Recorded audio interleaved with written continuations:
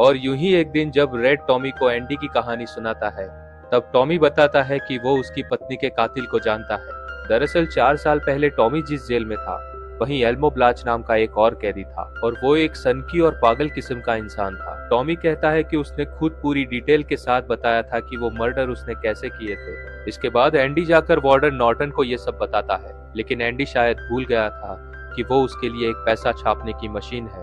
और एंडी जब नॉर्टन को कहता है कि उसकी रिहाई के बाद भी वो उसके करप्शन के बारे में किसी को नहीं बताएगा, तब नॉर्टन इसे धमकी मान लेता है और उसे 1 महीने के लिए अंडा सेल में भेज देता है। और इतने लंबे वक्त के लिए किसी भी कैदी को अंडा सेल में अब तक नहीं भेजा गया था। एंडी बेकसूर था ये जानकर उसके साथी कैदियों को उसके बारे में बुरा लगता है, क्योंकि एंडी अब तक 19 साल इस जेल में बिता चुका था। और तभी टॉमी का भी रिजल्ट आ जाता है और टॉमी C+ ग्रेड से पास हो गया है। और जब एक गार्ड जाकर अंडा सेल में एंडी को ये खबर देता है, तब एंडी के चेहरे पर वही सुकून भरी मुस्कान एक बार फिर से नजर आती है। लेकिन तभी एक रात को वार्डन टॉमी को जेल के बाहर अकेले में मिलने के लिए बुलाता है, जहां वार्डन टॉमी से पूछता है कि जो उसने एंडी को बताया, क्या वो अदालत में भी वही बताएगा। तब टॉमी उसकी चाल समझे बिना ही हाँ कह देता है, और उसके हाँ कहते ही वार्डन के इशारे पर कैप्टन हेडली टॉमी को गोलियों से भून देता है। और ये खबर वार्डन खुद जाकर एंडी को बताता है। तब एंडी वार्डन से कहता है कि आगे से वो उसके लिए कोई भी काम नहीं करेगा। तब वार्डन एंडी के सामने पूरी तरह से अपना मुखौटा उतार देता है और एंडी को ऐसी बातें कहता है जैसे कोई राक्षस हो। और उसके बाद वार्डन एंडी को 1 और महीने के लिए अंडा सेल में बंद रखता है। और 1 महीने बाद एंडी जब अंडा सेल से बाहर आता है, तब वो कुछ ऐसा दिखता है जैसे कोई इंसान अपना सब कुछ हार गया हो।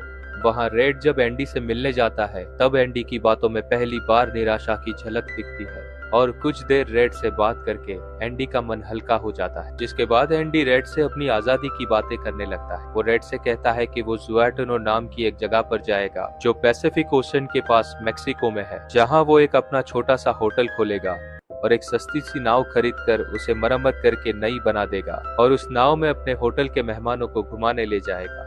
और वहाँ उसे एक ऐसे दोस्त की जरूरत पड़ेगी जो उसके लिए कुछ भी कर सकता हो। तब रेड उससे कहता है कि बाहर की दुनिया बहुत बदल चुकी है।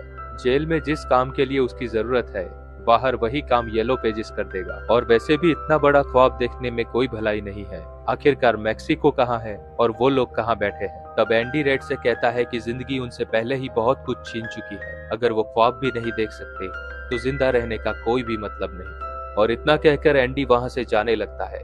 लेकिन तभी एंडी अचानक से वापस रुक जाता है और जाने से पहले रेड को बक्सटन नाम की जगह पर एक पता बताता है, जहां उसने अपनी बीवी को प्रपोज किया था। जहां बड़ी चट्टानों की दीवार के पास एक बड़ा सा ओक का पेड़ है और उस पेड़ के नीचे उसने कुछ छिपाया है। वो रेड से वादा लेता है कि जब भी वो यहाँ से